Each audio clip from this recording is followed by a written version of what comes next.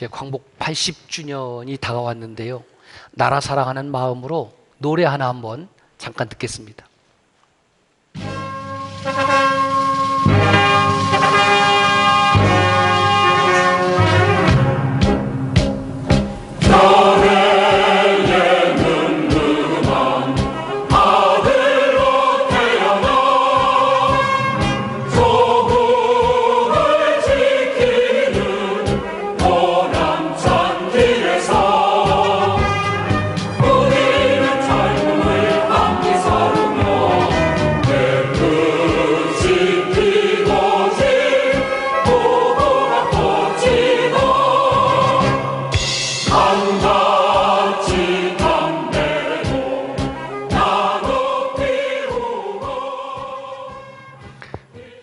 군대 트라우마가 있으신 분은 또 싫어할 텐데 저는 다시 군대로 군복 입고 갔으면 좋겠습니다.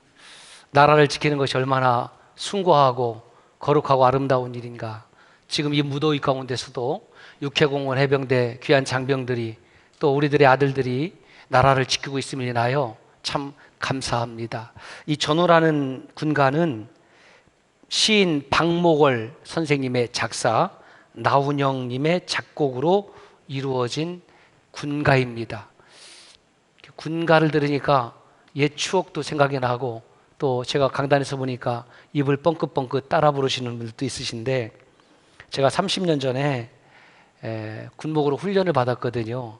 그 재미있는 것은 그때 목사, 신부, 승려 같이 모여갖고 훈련을 받으니까 개그 콘서트가 따로 없어요.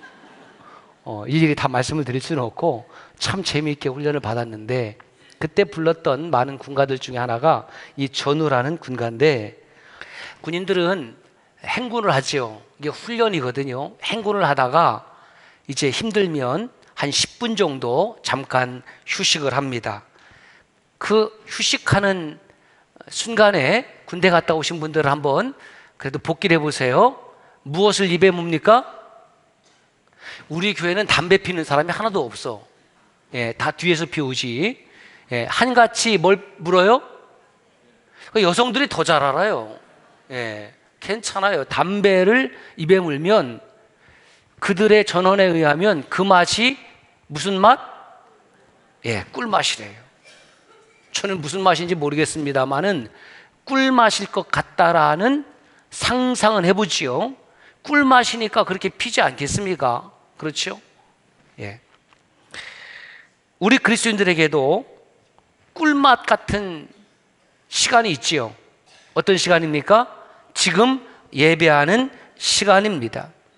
아무리 삶이 고되고 힘들고 그 행군이 눈물나게 어렵다 할지라도 잠시 휴식 시간을 통해서 한가치를 물고 행복해하는 것처럼 물론 건강에는 해롭지만 그리스도인들에게 예배는 비록 짧은 시간이지만 저와 여러분의 삶 가운데에 마치 오아시스 같은 영과 육이 치유되고 회복이 되고 소생함을 받는 시간인 줄로 믿습니다.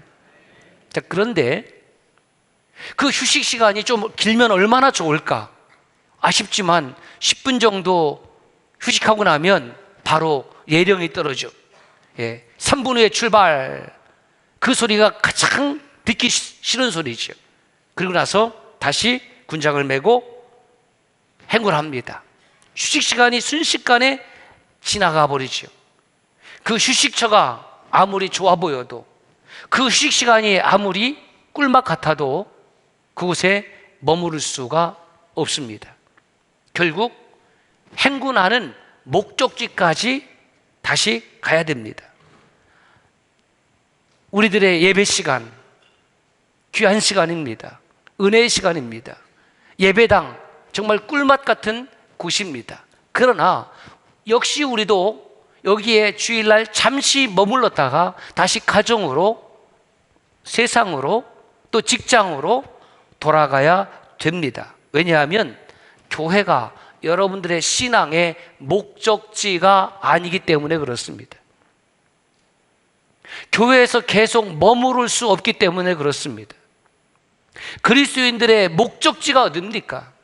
여러분들의 신앙의 목적지가 어딥니까? 저는 누가 뭐래도 하나님 나라인 줄로 믿습니다. 천국이 목적지인 줄로 믿습니다. 그래서 그 행군을 끝까지 완주를 할 때에 우리 셀라 오케스트라도 있지만은 그 위병소에 어떤 장병들이 도열을 하고 있다 이 말이에요. 도열. 간부들이 도열을 하고 있고요. 거기다가 군악대까지 나오면은 정말 눈물 납니다. 2010년도에 아프방 파병 갔다가 일진으로 가서 뱅고생하고 왔거든요. 그래서 그해 12월 31일 날 저 서울공항에 새벽 1시 정도 너무너무 추울 때에 비행기 트랩에서 내렸습니다. 칠흑같이 캄캄한 어둠 속에서 우리 장병들이 도열하고 있더라고요. 그 비행기 트랩에서 내리는데, 그리고 군악대가 막 군가를 울려주는데 다 울었어요.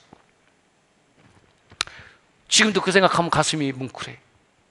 그 환영해주는 전우들이 있으니까. 여러분, 이 세상에서 아무리 힘들고 어려운 일이 있다 할지라도 믿음을 지키고 그 은혜를 인하여 버텨내면 하나님 나라에서 하나님의 천군 천사들이 저와 여러분들을 환영해 줄 날이 올 줄로 믿습니다. 여러분, 군생활 하신 분들은 행군 없는 군생활 상상을 할 수 없습니다. 육업 훈련 없는 군생활 상상할 수가 없습니다. 행군하다 보면 발바닥에 물톱이 빠지기도 하고, 발바닥에 물집이 생기기도 하고, 발톱이 빠지기도 하고, 피가 나기도 하고, 다리를 삐기도 하고, 그래도 계속해서 걸어가야 되는 거죠. 특전사 같은 부대는 막 천리 행군을 한다고 그래요. 천리 행군. 그런데 그 천리 행군은 나 혼자는 도무지 감당할 수 없어요. 제가 40km 행군 해봤는데 나 혼자는 도무지 감당할 수 없어요. 그런데 어떻게 감당이 되냐면 좌우 앞뒤로 있는 전우들 때문에 힘들고 어려울 때에 어떤 전우가 또 어떤 간부가 그 배낭을 대신 짊어지는 모습도 보았습니다. 혼자 행군하라면 할 수 없지만 전우들과 함께라면 할 수 있습니다. 이것이 바로 공동체의 힘이지요. 우리 청년들이 주로 개인주의적인 삶을 삽니다. 그러다가 군대에 들어가게 되면 어려운 것이 뭐냐면 이제는 한 개인은 중심이 아닙니다. 분대가 있고 소대가 있고 중대가 있고 대대가 있습니다. 나 중심적인 생활을 하는 것이 아니라 공동체 중심의 생활로 완전히 바뀌어져야 되는 것이지. 그래서 힘들어합니다. 어려워합니다. 그런데 그 힘듦과 어려움이 결국은 자기를 지키는 힘듦과 어려움이라는 것이에요. 나 혼자 편하게 군생활해서 나라를 지킬 수 있습니까? 지킬 수 없습니다.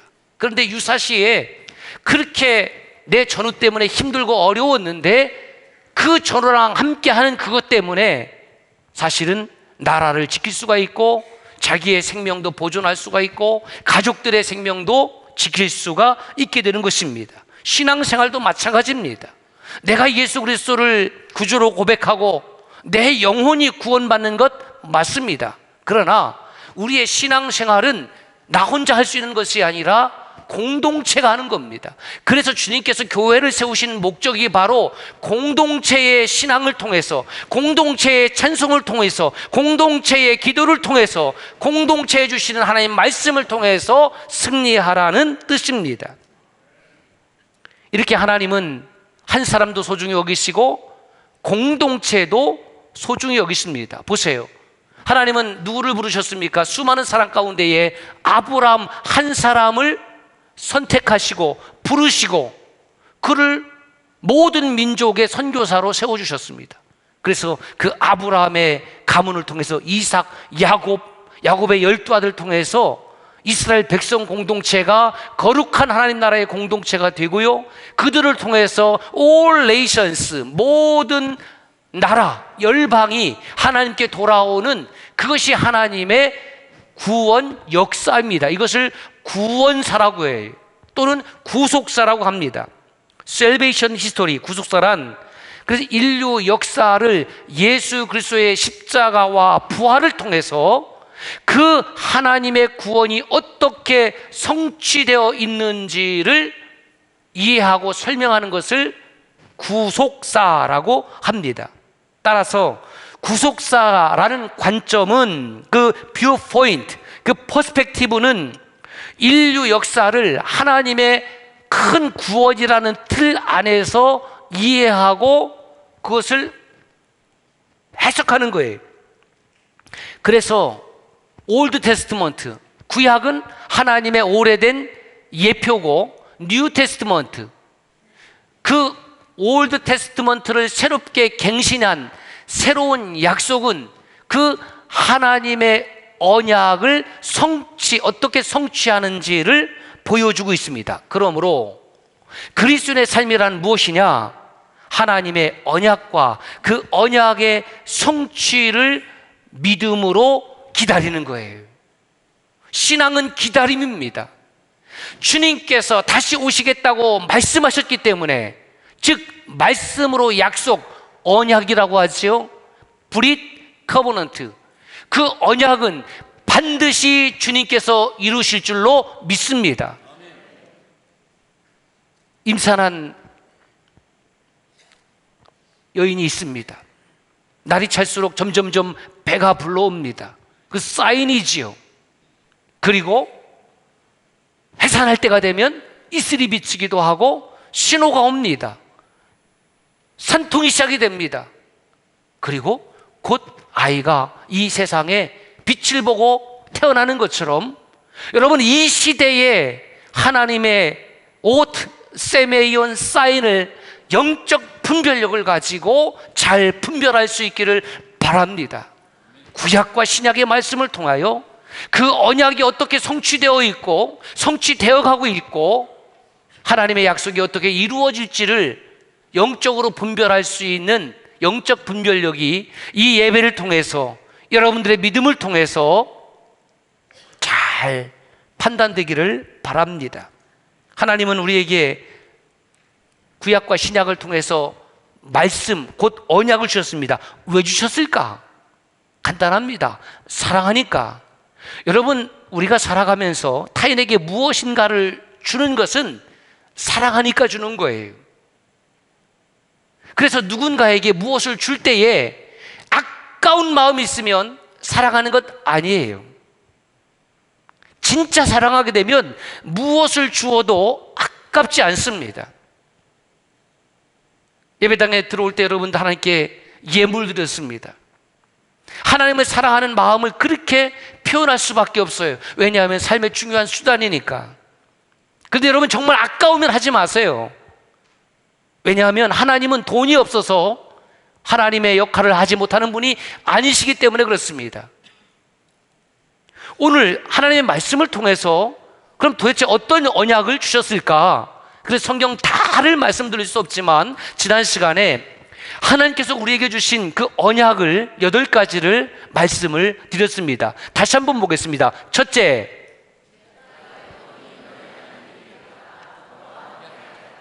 아멘. 둘째, 이것도 아멘입니다. 셋째, 아멘이시요. 넷째,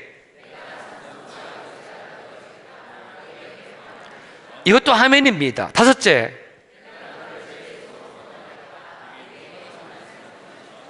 여섯째, 일곱째,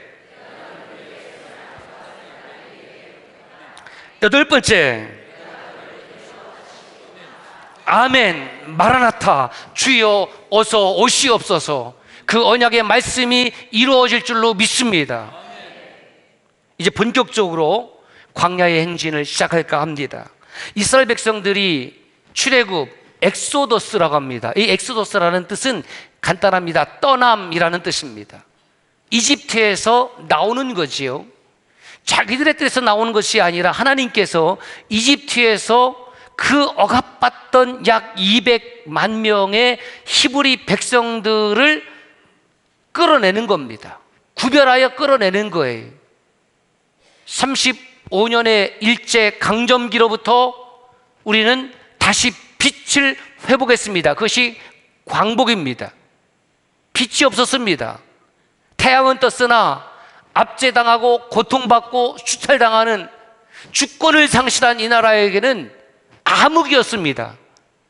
하나님께서 이 백성을 35년의 어둠으로부터 빛으로 이끌어내신 것처럼 하나님께서 히브리 백성들을 약 430년의 애굽 생활로부터 떠나게 하신 거예요. 그러면 왜 하나님께서 이스라엘 백성들을, 그 히브리 민족을 애굽에서 떠나게 했을까? 네 가지 이유가 있습니다. 첫째, 시작. 하나님의 백성들을 고통에서 해방시키려고. 출애굽기 3장 6절에서 7절에 보면 내가 애굽에 있는 내 백성의 고통을 분명히 보고 그들이 그들의 감독자로 말미암아 부르짖음을 듣고 근심을 알고 내가 내려가서 그들을 애굽인의 손에서 건져내고. 출애굽기 2장 24절에 보면 이렇게 되어 있습니다. 시작. 하나님이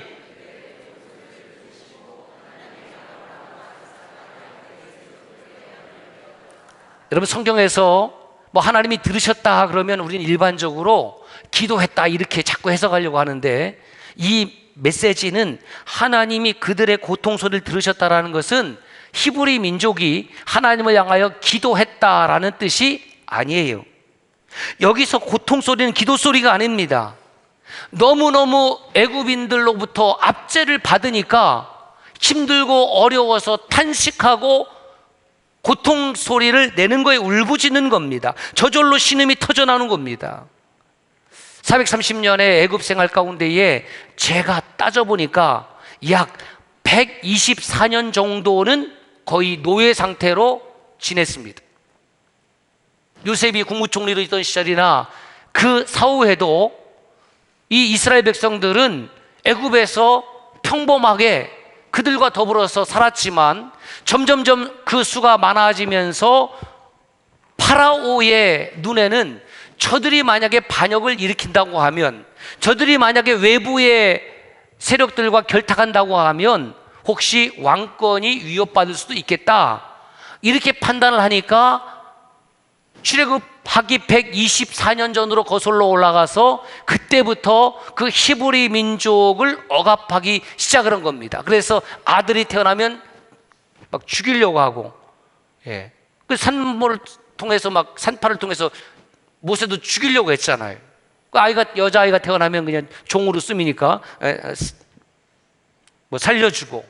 그래서 모세 시대에도 지난 시간 살펴봤듯이 국고송 비돔과 라암셋을 세워서 아주 고된 노역을 시키지 않습니까? 그러니까 그 노예로 살아가는 그 이스라엘 백성들의 고통과 탄식이 있는 거예요. 이스라엘 백성들이 애굽에서 수는 많아졌습니다. 그 문제는 뭐냐면 여호와 신앙을 잃어버린 겁니다. 교회가 쇠락하는 시절인데 1200만을 자랑하던 한국 교회가 지금 약 700만 명으로 쪼그라들었다고 그래. 그래서 쪼그라드는 것이 맞나? 그 표현이 맞나? 여러분, 하나님의 나라는 수에 있는 것이 아니잖아요. 200만 명이 그 야곱의 후손, 아브라함의 후손이 생겼으면 뭐합니까? 하나님 신앙이 없어요. 기도 소리 없습니다. 찬송 소리 없습니다. 하나님의 말씀을 읽지 않고 듣질 않습니다. 하나님을 잊어버렸습니다. 그래서 탄식 소리는 외칠 수 있는지 몰랐지만 하나님께 기도했다라는 기록은 없습니다. 그럼에도 불구하고 하나님께서 그 공동체를 잊지 아니하시고 기억하시고 돌보셨다. 왜? 아브라함과 맺은 언약 때문에. 여러분, 하나님의 언약은 하나님께서 이루어 가십니다. 그래서 우리는 그 하나님의 약속을 받은 사람이에요. 구약을 받았습니다. 신약을 받았습니다. 하나님의 말씀을 받았습니다. 그리스도인이 누구냐면 하나님의 약속을 받은 사람이 그리스도인이에요. 그렇게 대단한 사람입니다. 그래서 그 약속 때문에 하나님께서 이스라엘 백성들을 외면할 수 없었던 것이지요. 우리도 다를 바가 없습니다. 인생 광야를 살다 보면 때로는 하나님 잊을 수도 있습니다. 하나님이 어디 계시냐라고 항의하고 탄식할 수도 있습니다. 육신의 질병으로 깊은 신음을 토해내는 성도들도 여전히 우리 교회에는 많이 있습니다. 그럼에도 불구하고 오늘 우리가 이렇게 예배하고 하나님을 경배하는 이유는 뭐냐면 바로 이런 이유 때문입니다. 하나님의 은혜, 그 은혜가 무엇이냐, 이렇게 정리를 해봤습니다. 시작. 하나님의 은혜가 무엇이냐면 하나님은 나 같은 사람을 기억하고 돌보아 주신다라는 겁니다. 그리스도의 몸된 교회 공동체 가운데에 나는 아무것도 아닙니다, 나는 다른 사람보다 못합니다, 이거 열등감이지요. 나는 다른 사람보다 잘났습니다, 우월감이지요. 그런 사람을 필요로 하는 것이 아니라 오늘 예배드리는 우리 성도들 한 사람 한 사람, 모든 사람을 하나님께서 그렇게 깊이 사랑하시고 그 한 사람을 위하여 십자가 지셨음을 기억하시기를 바랍니다. 그래서 나를 기억하시고 나를 돌보아 주시는 거죠. 2주 전인가요?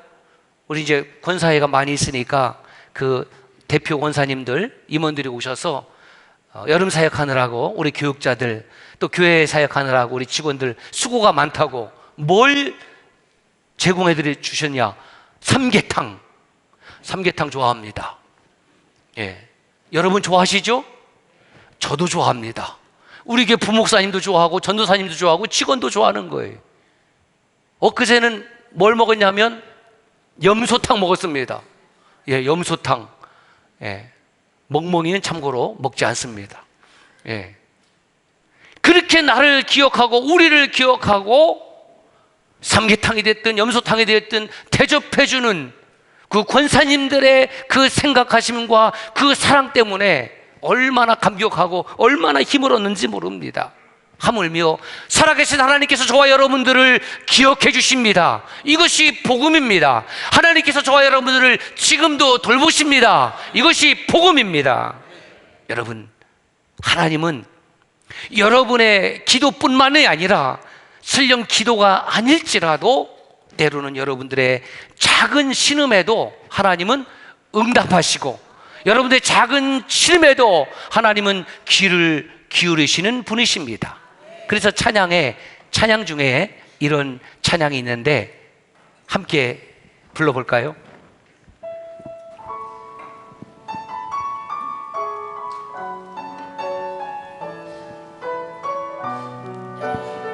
하나님의 사랑을 사모하는 자, 하나님의 사랑을 사모하는 자, 하나님의 평안을 바라보는 자, 너의 모든 것 창조하신 우리 주님이 너를 얼마나 사랑하시는지 하나님께. 우리 옆 사람 괜찮으면 손잡아 주세요. 하나님의 선하심을 닮아가는 자, 너의 모든 것 창조하신 우리 주님이 너를 자녀 삼으셨. 아멘. 하나님 사랑의 눈으로 너를 어느 때나 바라보시고 하나님 인자한 귀로서 언제나 너에게 기울이시니 어두움에 밝은 빛을 비춰주시고 나의 작은 신음에도 응답하시니 너는 어느 곳에 있든지 주를 향하고 주만 바라보. 하나님 사랑해. 하나님 사랑 너를 어느 때나 바라보시고 하나님 인정한 그로서 언제나 너에게 기울이시니 어두움에 밝은 빛을 비춰주시고 나의 작은 신음에도 응답하시니 너는 어느 곳에 있든지 주를 향하고 주만 바라볼지라.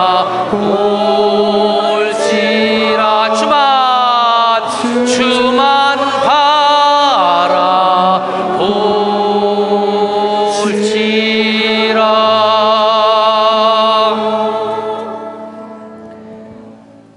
이스라엘 백성들을 애굽에서 빼내온 두 번째 이유는 이것입니다. 하나님의 백성으로 삼고 그 다음에 그들의 하나님이 되려고. 그래서 출애굽기 6장 7절 말씀에 이렇게 말씀하셨습니다. 시작.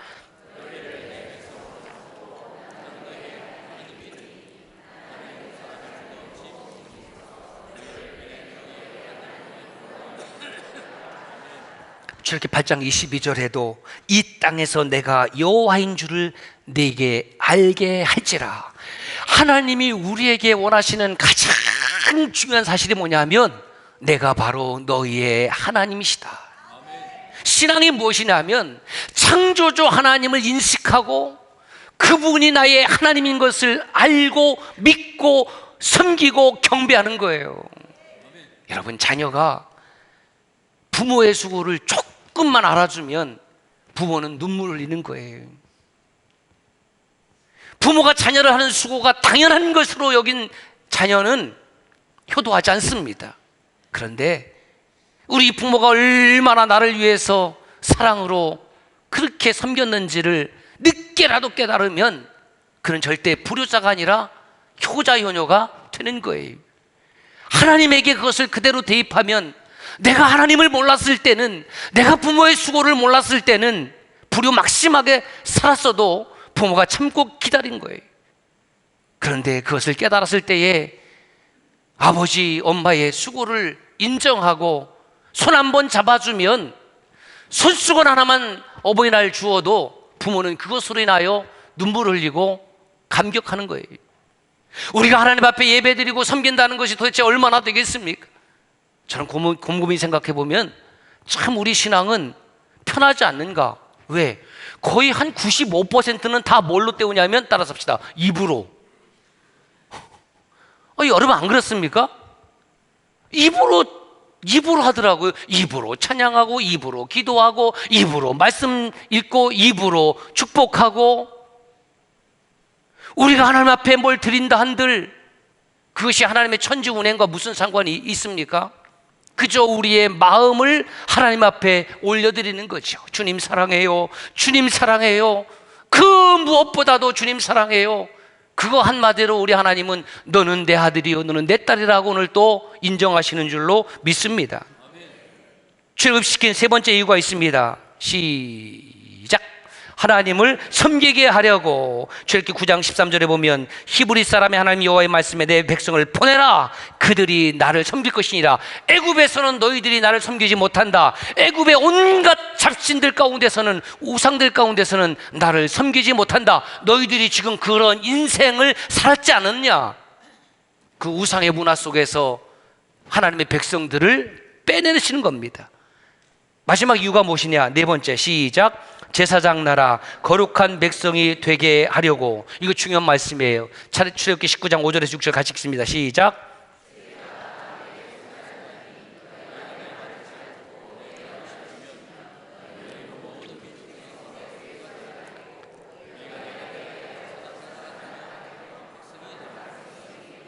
하나님의 말씀을 잘 듣고 그 말씀을 잘 지키면, 하나님 말씀이 내 귀에 들리는 대로 순종하면 너희가 제사장 나라가 되고, 하나님 말씀을 들린 대로 내가 순종하면 여러분의 가정이 제사장 가정이 되고, 여러분들이 복음의 제사장이 될 줄로 믿습니다. 목사만 제사장이 아니에요. 기독교 신앙은 우리 모두 하나님의 거룩한 제사장으로 부름받았다. 여러분의 가정이 거룩한 가정이 되어야 되고, 여러분의 섬기는 공동체가, 여러분의 회사가, 그리고 우리 교회 공동체가 바로 제사장 나라, 제사장 공동체가 되기를 주의 이름으로 축원합니다. 두 번째 살펴볼 말씀은 출애굽의 목적지 어디인가. 행군할 때 목적지 없이 행군하는 군인은 없습니다. 잠깐 쉬는 곳이 목적지일 수 없습니다. 다시 말씀드립니다. 교회가 최종 목적지가 아니에요. 우리의 최종 목적지는 하나님의 나라입니다. 출애굽 이스라엘 백성들의 최종 목적지는 가나안 땅이었고, 그들은 여리고를 통해서 들어갔습니다. 찬송가 246장에 보면 이렇게 찬송합니다. 나 가나안 땅 귀한 성에 들어가려고 내 무거운 짐을 벗어버렸네. 그러므로 여기 성경에서 말하는 가나안은 천국의 모형입니다. 천국을 가리키는 거예요. 우리가 하나님 나라에 들어갔을 때의 인생의 모든 수고로움은 벗고 들어가는 겁니다. 마치 군인이 행군 마치면 모든 군장을 풀고 평안히 쉼을 가질 수 있는 것처럼, 그러므로 저와 여러분의 모든 인생 가운데에 여전히 군장의 무게는 있습니다. 아빠의 무게가 있습니다. 아내의 무게가 있습니다. 자녀의 무게가 있습니다. 각자 맡겨진 회사에서, 삶의 터전에서 그 무게가 있습니다. 그 무거운 짐을 주님 나라에 이르렀을 때에 비로소 벗게 되는 것입니다. 이스라엘 백성들은 가나안 땅을 40년을 헤맸습니다. 거리로 따지자면 약 320km밖에 되지 않습니다. 성인 남자가 보름이면 넉넉하게 놀면서 걸어갈 수가 있는 거리인데 320년 걸렸어요. 역삼각형으로 된 곳이 시나이 반도입니다. 맨 위가 10하루길 또는 보름 정도만 갈 수 있는 그 길을 세상에 한 달도 아니고 1년도 아니고 2년도 아니고 5년도 아니고 10년도 아니고 40년에 걸쳐서 그 땅을 들어가게 하십니다. 이유가 무엇이냐? 첫 번째로, 그렇게 보름이면 갈 수 있는 길을 40년 걸린 것은 그들로 겸손한 사람으로 살게 하기 위하여. 거룩한 백성이 무엇입니까? 겸손한 사람으로 살아가는 겁니다. 겸손의 반대는 무엇입니까? 교만입니다. 그러면 왜 겸손한 사람이냐? 이런 생각을 해봅시다. 지금 애굽에서 그들은 주인으로 살던 사람 아닙니다. 노예로 살던 사람입니다. 노예에게 무슨 교만이 있겠습니까? 노예가 무슨 힘이 있습니까? 그런데 하나님은 그들을 겸손으로 만들기를 원했다는 겁니다. 깨달았어요. 여러분, 교만이 무엇인지 아십니까? 교만은 하나님을 모르고 사는 인생이 교만한 겁니다. 하나님을 섬기지 않는 게 교만한 거예요. 왜 그러냐면 하나님을 섬기지 않을 때 결국은 누구를 섬기냐면 나 자신을 섬기거든요. 내가 하나님이 되는 겁니다. 내가 우상이 된 거예요. 그러므로 우리가 하나님을 섬긴다라는 말은, 하나님을 예배한다는 말은 지금 저와 여러분들이 교만의 길에 서지 않았다라는 것입니다. 그러므로 이 예배가 여러분과 저의 인생 날 동안 그쳐지지 않기를 주의 이름으로 축원합니다. 왜냐하면 하나님은 교만한 자를 대적하시고 겸손한 자에게 은혜를 주시기 때문에 그렇습니다. 교만한 사람은 교만한 사람 자신도 몰라요. 주변에 있는 사람들은 다 알아요. 그런데 여러분, 예배 끝나고 한번 물어보세요. 혹시 여보, 우리 형제님, 우리 자매님, 혹시 제가 좀 교만해지지 않았나요? 청주 방식은 다음 주에 대답해 줍니다. 다음 주에. 아무도 얘기하지 않죠. 면전에서 어떻게 그렇게 얘기하겠습니까? 교만한 사람은 하나님도 어떻게 하실 수가 없어요. 그런데 하나님은 그 교만한 사람을 대적하시고 하나님을 예배하고 섬기는 겸손한 자에게는 은혜를 주신다고 야고보 4장 6절, 베드로전서 5장 5절 공히 말씀하고 계십니다.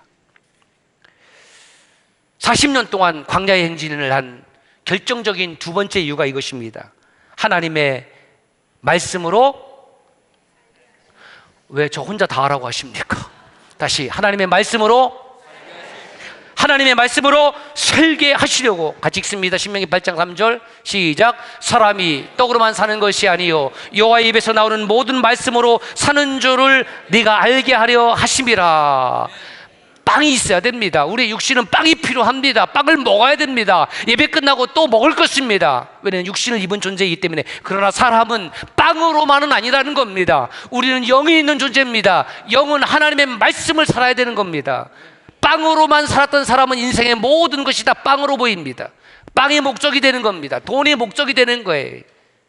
여러분, 아무리 배불러도 그 가운데에 하늘의 기쁨이 없고 평안이 없다면 그 배부름은 곧 이내 꺼지면 사라져 버리는 것입니다.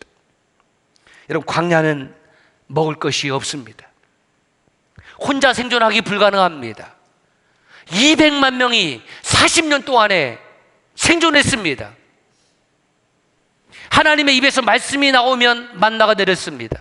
하나님의 입에서 말씀이 나오면 메추라기가 날아왔습니다. 하나님의 말씀이 선포되면 바위가 깨어지고 생수가 솟아나왔습니다. 그러므로 하나님의 백성은 하나님의 입에서 나오는 모든 말씀으로 살 것이라.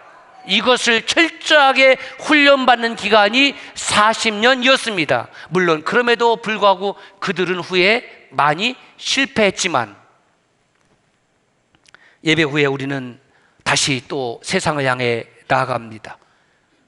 광야 행진을 또 하게 됩니다. 그 광야 행진의 목적지가 어디인지, 어떻게 행진할 것인지, 무엇으로 인생 광야에서 승리할 것인지 기도하겠습니다.